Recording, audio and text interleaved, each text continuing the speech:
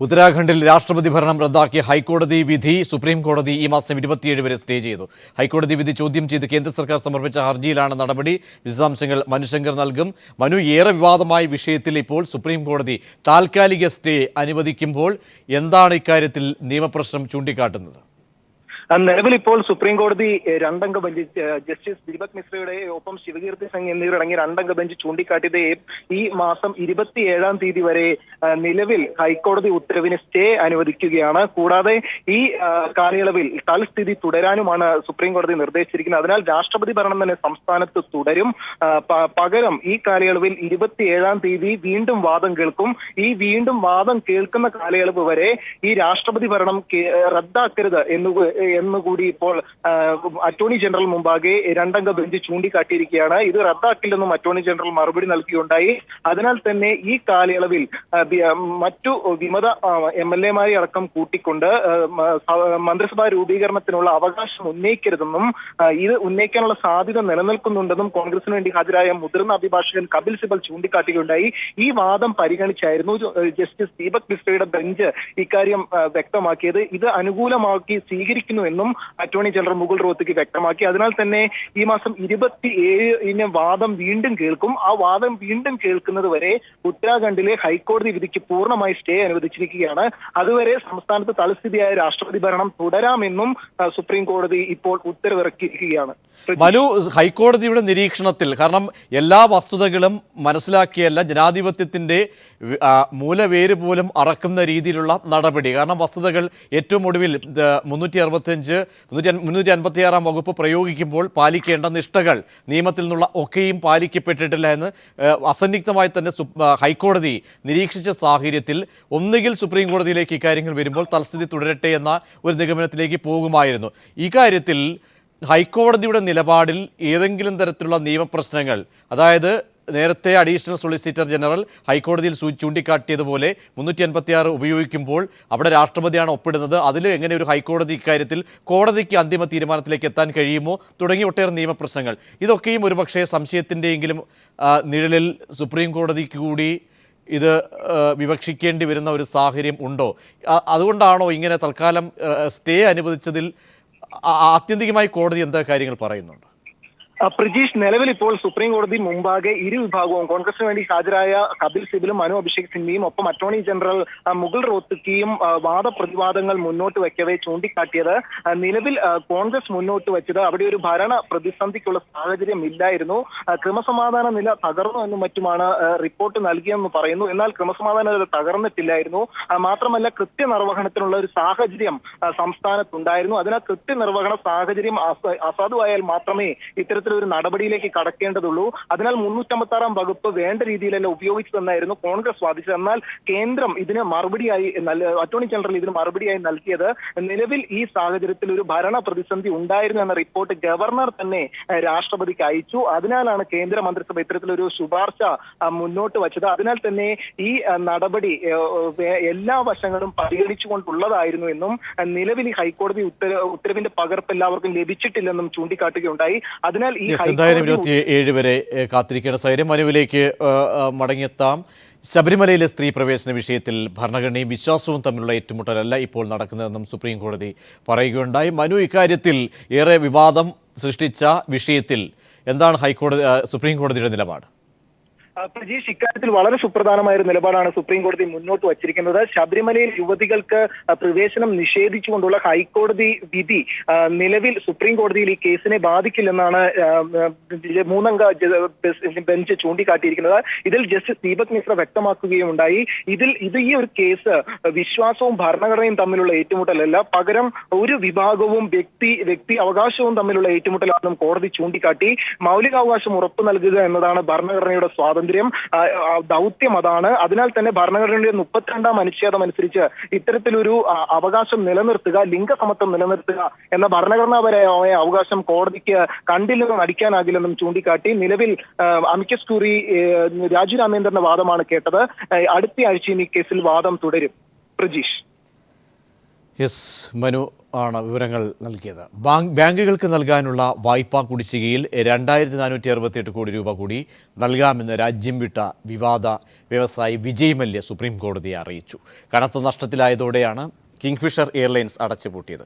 അമിത നികുതി ഏർപ്പെടുത്തിയതും ഇന്ധനവില വർദ്ധിച്ചതും മൂലം 6107 കോടി രൂപയുടെ ബാധ്യത തന്റെ കമ്പനിയായ UB ഗ്രൂപ്പിനും കുടുംബത്തിനും ഉണ്ടായതായും വിജയ് മല്യ സുപ്രീം കോടതിയെ അറിയിച്ചു.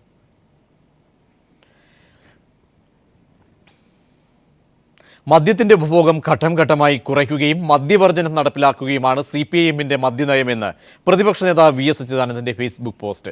CPM general secretary Sitaram Yechury അടച്ച ബാറുകൾ തുറക്കുകയില്ലെന്ന് വ്യക്തമാക്കിയത് ഈ നയം നടപ്പാക്കുന്നതിന്റെ ഭാഗമായിട്ടാണ്. ബാറുകൾ പൂട്ടിയതെന്നാണ് ഉമ്മൻചാണ്ടിയും സുധീരനും അവകാശപ്പെടുന്നത്. ഒരു ബാറും പൂട്ടിയിട്ടില്ല. ബാറുകളിൽ വീര്യം കൂടിയ ബിയറും വൈനും യഥേഷ്ടം വിൽക്കുന്നുണ്ടെന്നും VS ചൂണ്ടിക്കാട്ടി. ഇടതുമുന്നണി നേതാക്കൾക്കിടയിൽ തർക്കങ്ങളില്ലെന്ന് കാനം രാജേന്ദ്രൻ. LDFിലെ വിവാദങ്ങൾ മാധ്യമങ്ങൾ സൃഷ്ടിക്കുന്നതാണ്. UDFിന്റെ മദ്യനയം പൊള്ളയാണെന്നും കാനം രാജേന്ദ്രൻ തിരുവനന്തപുരത്ത് പറഞ്ഞു. വീര്യം കൂടിയ മദ്യത്തിന്റെ ഉപഭോഗം കുറച്ചു കൊണ്ടുവരും എന്ന് പറഞ്ഞവർ അധികാരത്തിലേറിയതിനു ശേഷം പുതിയതായി അനുവദിച്ച ബാറുകൾ 134. അപ്പോൾ പ്രകടന പത്രിക അവർക്ക് നടപ്പിലാക്കാൻ പറ്റില്ലല്ലോ. ഇതിനുശേഷം പുതിയ 2014 ശേഷം പുതിയ മദ്യനയം സാഹചര്യങ്ങളുടെ സമ്മർദ്ദത്തിൻ്റെ ഫലമായി UDFന് പ്രഖ്യാപിക്കേണ്ടി വന്നു. അങ്ങനെ പ്രഖ്യാപിച്ചതിന് ശേഷം ഇന്ന് കേരളത്തിലുള്ള 5 നക്ഷത്ര ബാറുകൾ 29, ഇപ്പം 30 എന്നും സംശയമുണ്ട്. ഒമാനിൽ മലയാളി നഴ്സ് കുത്തേറ്റ സംഭവത്തിൽ ഭർത്താവ് ഒമാൻ പോലീസിന്റെ കസ്റ്റഡിയിൽ. ഭർത്താവും അയൽവാസിയായ പാക് പൗരനും ഒമാൻ പോലീസിന്റെ കസ്റ്റഡിയിലാണ്. കൊലപാതകത്തിൽ ഇരുവർക്കും പങ്കുണ്ടോ എന്ന് പോലീസ് അന്വേഷിച്ചു വരികയാണ്. വിശദാംശങ്ങൾ സന്തോഷ് നൽകും. സന്തോഷ്, ഇക്കാര്യത്തിൽ ഇങ്ങനെയൊരു കസ്റ്റഡിയിലേക്ക് ഭർത്താവ് ഉൾപ്പെടെയുള്ളവരെ എടുത്തിരിക്കുന്നതിൽ നിന്നും ലഭിക്കുന്ന വിവരം എന്താണ്? എംബസിയിൽ നിന്നും ഒക്കെ ലഭിക്കുന്ന വിശദാംശങ്ങൾ, കേന്ദ്ര വിദേശകാര്യ മന്ത്രാലയത്തിൽ നിന്ന് ഔദ്യോഗികമായി ലഭിക്കുന്ന വിവരങ്ങളൊക്കെയും ക്രോഡീകരിക്കപ്പെടുമ്പോൾ ഭർത്താവിനെ കേന്ദ്രീകരിച്ചുള്ള അന്വേഷണം അതിൽ നിന്ന് മനസ്സിലാക്കേണ്ടത്.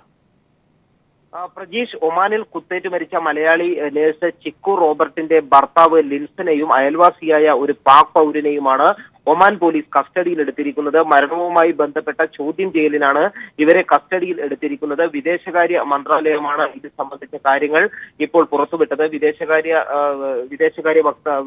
മന്ത്രാലയ വക്താവ് വികാസ് സ്വരൂപാണ് ഈ കാര്യം അറിയിച്ചിട്ടുള്ളത്. ചോദ്യം ചെയ്തതിനായി പാക് പൗരനും ചിക്കുവിന്റെ ഭർത്താവും ഒമാൻ പോലീസിന്റെ കസ്റ്റഡിയിലാണെന്ന് വിദേശകാര്യ മന്ത്രാലയം അറിയിച്ചു. അതോടൊപ്പം തന്നെ ഒമാനിലെ ഇന്ത്യൻ എംബസി ഈ കാര്യം, അത് ഒമാൻ പോലീസുമായി ഈ കാര്യങ്ങൾ നിരന്തരം ബന്ധപ്പെട്ട് വരികയാണെന്നും വിദേശകാര്യ മന്ത്രാലയം വ്യക്തമാക്കുകയുണ്ടായി. അതോടൊപ്പം തന്നെ ചിക്കുവിന്റെ മൃതദേഹം ഇപ്പോൾ മോർച്ചറിയിൽ സൂക്ഷിച്ചിരിക്കുകയാണെന്നും അന്വേഷണം പൂർത്തിയായതിനു ശേഷം മാത്രമേ മൃതദേഹം നാട്ടിലെത്തിക്കുന്നതിനാവശ്യമായ നടപടികൾ സ്വീകരിക്കുമെന്നും വിദേശകാര്യ മന്ത്രാലയം അറിയിച്ചു. ഈ വിഷയത്തിൽ വിദേശകാര്യ മന്ത്രാലയവും ഒമാനിലെ എംബസിയുമായി നിരന്തരം ബന്ധപ്പെട്ടുകൊണ്ടിരിക്കുന്നുണ്ടെന്നും വിദേശകാര്യ മന്ത്രാലയ വക്താവ് വ്യക്തമാക്കി. പ്രജീഷ്, 5 സ്റ്റാർ ബാറുകൾക്ക് ലൈസൻസ് നൽകിയതുമായി ബന്ധപ്പെട്ട് മന്ത്രി കെ ബാബു ഉൾപ്പെടെ 4 പേർക്കെതിരായ ഹർജി തൃശൂർ വിജിലൻസ് കോടതി ഫയലിൽ സ്വീകരിച്ചു.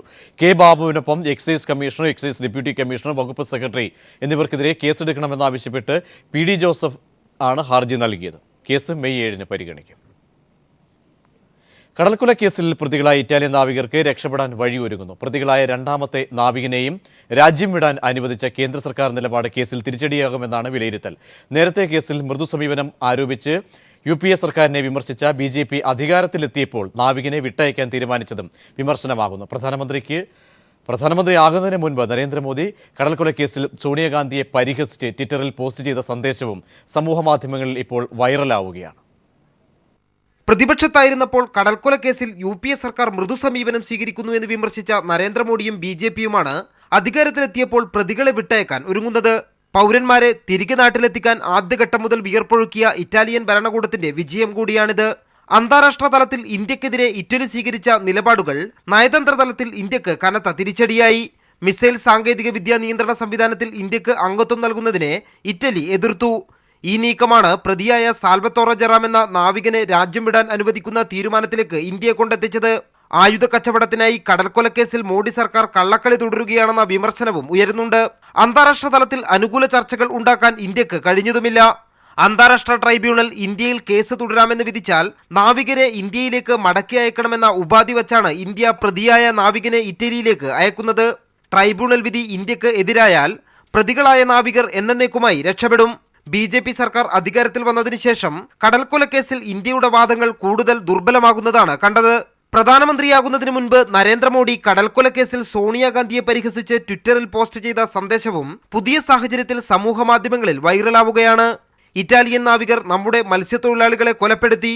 മാഡം രാജ്യസ്നേഹിയാണെങ്കിൽ പ്രതികളെ ഏത് ജയിലിലാണ് അടച്ചിരിക്കുന്നതെന്ന് പറയണമെന്നാണ് 2014 മാർച്ച് 31 ട്വിറ്ററിൽ മോഡി കുറിച്ചത്. News bureau, Delhi. പരവൂർ വെടിക്കെട്ട് ദുരന്തവുമായി ബന്ധപ്പെട്ട് ഇതുവരെ 29 പേർ അറസ്റ്റിലായതായി ADGP ആനന്ദകൃഷ്ണൻ. കളക്ടറെയും കമ്മീഷണറെയും അടക്കം ചോദ്യം ചെയ്യുമെന്നും ADGP പറഞ്ഞു. അതേസമയം കൊല്ലം കമ്മീഷണർ ഓഫീസിൽ ക്രൈംബ്രാഞ്ച് തെളിവെടുപ്പ് നടത്തി. വിശദാംശങ്ങളുമായി രാജ്കുമാർ ചേരുന്നു. രാജ്കുമാർ, വിവരങ്ങൾ. പ്രജീഷ്, ജില്ലാ കളക്ടറെ പിന്തുണച്ചുകൊണ്ട് മന്ത്രി അടൂർ പ്രകാശ് രംഗത്തെത്തിയതോടെ ഇതിന്റെ രാഷ്ട്രീയ മാനം കൂടുതൽ വ്യക്തമാവുകയാണ്. ഉമ്മൻചാണ്ടി കഴിഞ്ഞ മന്ത്രിസഭയിൽ ഇക്കാര്യങ്ങൾ ചർച്ച ചെയ്തപ്പോൾ ജില്ലാ കളക്ടറുടെ റിപ്പോർട്ട് പൂർണ്ണമായും തള്ളുകയും കമ്മീഷണർക്ക് പിന്തുണ പ്രഖ്യാപിക്കുന്ന തരത്തിലായിരുന്നു ഗവൺമെന്റ് ഇക്കാര്യത്തിൽ ഒരു നിലപാട് സ്വീകരിച്ചത്. അതേസമയം ഈ ജില്ലാ കളക്ടറെ ക്രൂശിക്കാൻ ഒരു കാരണവശാലും അനുവദിക്കില്ല എന്ന് പറഞ്ഞുകൊണ്ട് റവന്യൂ മന്ത്രി അടൂർ പ്രകാശ് രംഗത്ത് വന്നതിലാണ് ഇപ്പോൾ ഏറ്റവും ശ്രദ്ധേയമായ കാര്യം. ഇതിൽ IAS IPS പോര് എന്നുള്ളത് യാഥാർത്ഥ്യമാണ് എന്ന് സൂചനകളാണ് ഇപ്പോൾ അടൂർ പ്രകാശിന്റെ പ്രസ്താവനയിലൂടെ പുറത്തു വന്നിരിക്കുന്നത്. അതേസമയം കേസിൽ ഇതുവരെ 29 പേരെ ക്രൈംബ്രാഞ്ച് അറസ്റ്റ് ചെയ്തിട്ടുണ്ട്. കഴിഞ്ഞ ദിവസം കളക്ടറേറ്റിൽ നിന്ന് ശേഖരിച്ച CCTV ദൃശ്യങ്ങളിൽ അമ്പല കമ്മിറ്റി ഭാരവാഹികളും ജില്ലാ കളക്ടറും തമ്മിൽ കൂടിക്കാഴ്ച നടത്തുന്നതിന്റെ ദൃശ്യങ്ങൾ ലഭിച്ചിട്ടില്ലെന്നാണ് സൂചന. ഇതിന്റെ മുഴുവനും ക്യാമറകൾ പ്രവർത്തിച്ചിരുന്നില്ല എന്നും വിവരങ്ങൾ ലഭ്യമായിട്ടുണ്ട്. മാത്രമല്ല ജില്ലാ പോലീസ് കമ്മീഷണറേറ്റിൽ നിന്നും അതുപോലെ Paravur SI, CI, Chathannoor ACP തുടങ്ങിയ പോലീസ് ഉദ്യോഗസ്ഥരിൽ നിന്നുള്ള റിപ്പോർട്ടുകളും കളക്ടറേറ്റിൽ നിന്നുള്ള റിപ്പോർട്ടുകളും ക്രൈംബ്രാഞ്ച് സംഘം ശേഖരിച്ചിട്ടുണ്ട്. രാജ്കുമാറാണ് വിവരങ്ങൾ നൽകിയത്. പുറ്റിങ്ങൽ വെടിക്കെട്ട് ദുരന്തത്തിൽ ക്രൈംബ്രാഞ്ചിന് മുന്നറിയിപ്പുമായി റവന്യൂ മന്ത്രി അടൂർ പ്രകാശ് രംഗത്തെത്തി. ജില്ലാ കളക്ടർ ഷൈനമോളുടെ ഭാഗത്തു നിന്നും വീഴ്ച പറ്റിയിട്ടില്ലെന്നും കളക്ടറെ ക്രൂശിക്കാൻ അനുവദിക്കില്ലെന്നും ക്യാമറയുടെ തകരാർ കൃത്യസമയത്ത് കെൽട്രോണിനെ അറിയിച്ചിരുന്നതായും റവന്യൂ മന്ത്രി പറഞ്ഞു. ജില്ലാ കളക്ടർ 3:30 മണിക്ക് ഈ സംഭവം ഉണ്ടായി. ഏതാണ്ട് 1/2 മണിക്കൂർ അവര് കൊല്ലത്തുള്ള അവരുടെ വീട്ടിൽ നിന്നും ഓടിയെത്താനുള്ള സമയം മാത്രമേ എടുത്തുള്ളൂ. അറിഞ്ഞ ഉടൻ തന്നെ ജില്ലാ കളക്ടർ ഈ സ്ഥലത്തെത്തി വിവിധ ഡിപ്പാർട്ട്മെന്റുകളെ ഏകോപിപ്പിച്ച് അതിനുള്ള പ്രവർത്തനങ്ങൾക്ക് നേതൃത്വം കൊടുത്തു. ഏറ്റവും നല്ല സ്തുത്യർഹമായ പ്രവർത്തനം നടത്തിയ ഒരു ജില്ലാ കളക്ടറാണ് കൊല്ലം ജില്ലാ കളക്ടർ എന്ന് പറയുന്നത്. അവരെ ഒരു കാരണവശാലും എന്തെങ്കിലുമൊക്കെ ഓരോ കാരണങ്ങൾ പറഞ്ഞ് ക്രൂശിക്കുന്നത് ശരിയല്ല എന്ന അഭിപ്രായം തന്നെയാണ് റവന്യൂ വകുപ്പ് മന്ത്രി എന്നുള്ള നിലയിൽ എൻ്റെ വ്യക്തമായ അഭിപ്രായം.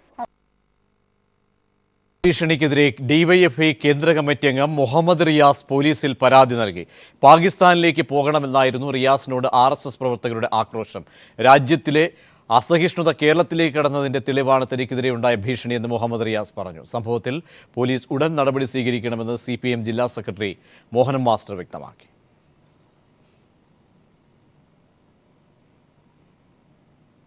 കൊടും വരൾച്ചയിൽ ചുട്ടുപൊള്ളുന്ന മഹാരാഷ്ട്രയിൽ 11 വയസ്സുകാരന് ദാരുണാന്ത്യം. വെള്ളം തേടിയലഞ്ഞ ബാലൻ കിണറ്റിൽ വീണ് മരിച്ചു. മഹാരാഷ്ട്രയിലെ ബീഡ് ജില്ലയിലാണ് കടുത്ത വേനൽ ഒരു നാടിനെയാകെ കണ്ണീരണിയിച്ചത്. കുടിക്കാൻ വെള്ളം തേടിയലഞ്ഞ് ഒടുവിൽ കിണറ്റിൽ വീണ് മരിച്ച സച്ചിൻ ഗോപിനാഥ് എന്ന 11-കാരനാണ് ഇന്നീ മേഖലയുടെ ദുരന്തമുഖം. സച്ചിന്റെ വീടിന് 1/2 കിലോമീറ്റർ അപ്പുറത്തുള്ള കിണറ്റിൽ നിന്ന് വെള്ളമെടുക്കാൻ ശ്രമിക്കുന്നതിനിടെയാണ് സച്ചിൻ കാൽവഴുതി കിണറ്റിൽ വീണത്. നിലവിളി കേട്ട് നാട്ടുകാർ ഓടിയെത്തെങ്കിലും വൈകിപ്പോയിരുന്നു. ചേതനയറ്റ സച്ചിന്റെ ശരീരം മാത്രമാണ് അവർക്ക് കിണറ്റിന്റെ പുറത്തെത്തിക്കാനായത്. മഹാരാഷ്ട്രയിൽ വേനൽ ഏറ്റവും രൂക്ഷമായ മറാത്ത്വാഡ മേഖലയിലാണ് ബീഡ് ജില്ല സ്ഥിതി ചെയ്യുന്നത്. സൂര്യതാപത്തിൽ ചുട്ടുപൊള്ളുന്ന ഇവിടെ 44 ഡിഗ്രിക്ക് മേളിലാണ് താപനില. News desk. കലാഭവൻ മണിയുടെ സ്മരണാർത്ഥം കൈരളി TV അവതരിപ്പിക്കുന്ന റിയാലിറ്റി ഷോ മിന്നാമിനിങ്ങിന്റെ ഓഡിഷൻ കോഴിക്കോട് നടന്നു. കലാഭവൻ മണിയുള്ള ആദരസൂചകമായി നാടൻ പാട്ടുകൾക്ക് വേണ്ടിയാണ് പുതിയ റിയാലിറ്റി ഷോ. മെയ് ആദ്യവാരം സംപ്രേഷണം ആരംഭിക്കും. വ്യത്യസ്തമായ റിയാലിറ്റി ഷോ മലയാളികളുടെ സ്വീകരണ മുറികൾക്ക് പരിചയപ്പെടുത്തിയ കൈരളി TV നാടൻ പാട്ടുകൾക്ക് മാത്രമായി പുതിയ റിയാലിറ്റി ഷോ ആരംഭിക്കുന്നു. ഇതാദ്യമായാണ് മലയാളത്തിൽ നാടൻ പാട്ടുകൾക്ക് മാത്രമായി ഒരു റിയാലിറ്റി ഷോ അവതരിപ്പിക്കപ്പെടുന്നത്. ജീവിച്ചിരുന്നപ്പോഴും മരിച്ചപ്പോഴും കലാഭവൻ മണിയോടുള്ള സ്നേഹവും ആദരവും പ്രകടിപ്പിച്ച കൈരളി TV കലാഭവൻ മണിയുടെ സ്മരണാർത്ഥമാണ് നാടൻ പാട്ടുകൾക്ക് മാത്രമായി മിന്നാമിനുങ്ങ് എന്ന പേരിൽ റിയാലിറ്റി ഷോ സംഘടിപ്പിക്കുന്നത്. ഷോയുടെ കോഴിക്കോട് ഓഡിഷൻ ഹോട്ടൽ മഹാറാണിയിൽ നടന്നു. പാലക്കാട്, മലപ്പുറം, കോഴിക്കോട്, വയനാട് ജില്ലകളിൽ നിന്നായി 300ഓളം മത്സരാർത്ഥികൾ ഓഡിഷനിൽ പങ്കെടുത്തു.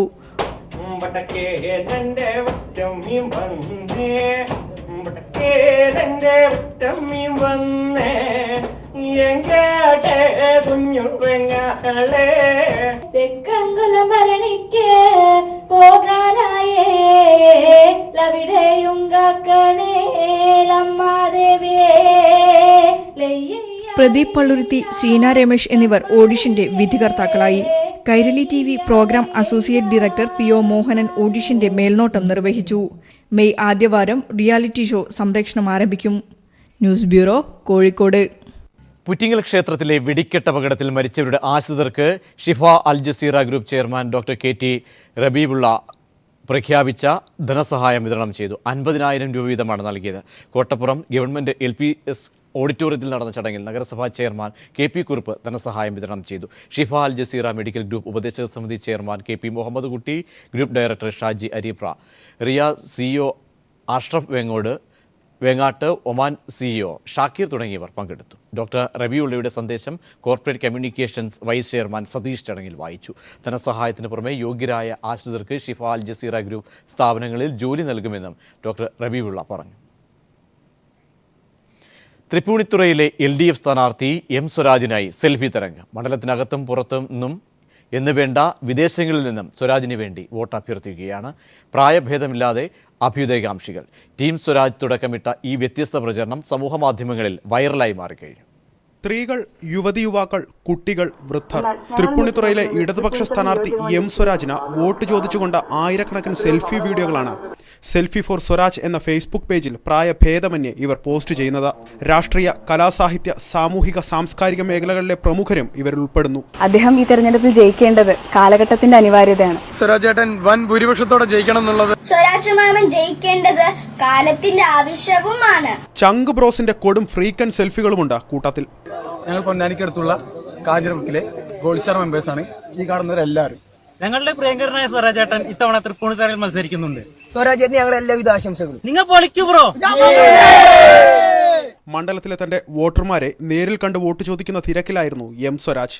സമൂഹ മാധ്യമങ്ങളിൽ വൈറലാകുന്ന സെൽഫി വോട്ടഭ്യർത്ഥനയെപ്പറ്റി സ്ഥാനാർത്ഥിയോട് ചോദിച്ചു. ചില കാര്യങ്ങളൊക്കെ അത്രയ്ക്ക് സമൂഹത്തിൽ ചർച്ച ചെയ്യപ്പെട്ട് കഴിയുമ്പോൾ കൊച്ചു കുട്ടികൾക്ക് പോലും തിരിച്ചറിയാൻ കഴിയും. ഇപ്പോൾ ഇന്ന് നിങ്ങൾ ഈ നാട്ടിലെ ഏതെങ്കിലും ഒരു കൊച്ചുകുട്ടിയോട് കളങ്കിതൻ ആരാണെന്ന് ചോദിച്ചാൽ അവരതിന് മറുപടി പറയും. വളർന്നു വരുന്ന തലമുറയുടെ ഒരു രാഷ്ട്രീയ അവബോധത്തെ കൂടി പ്രതിഫലിപ്പിക്കുന്നതാണ് ഇത്തരം പ്രതികരണങ്ങളെന്നാണ് എനിക്ക് തോന്നുന്നത്. വോട്ട് ഫോർ സ്വരാജ് എന്ന ഫേസ്ബുക്ക് പേജിൽ സെൽഫി കൊണ്ട് നിറഞ്ഞതിനാലാണ് സെൽഫി ഫോർ സ്വരാജ് എന്ന പുതിയ പേജ് സ്വരാജിന്റെ ഹൈടെക് പ്രചരണ ടീമായ ടീം സ്വരാജ് തുടങ്ങിയത്.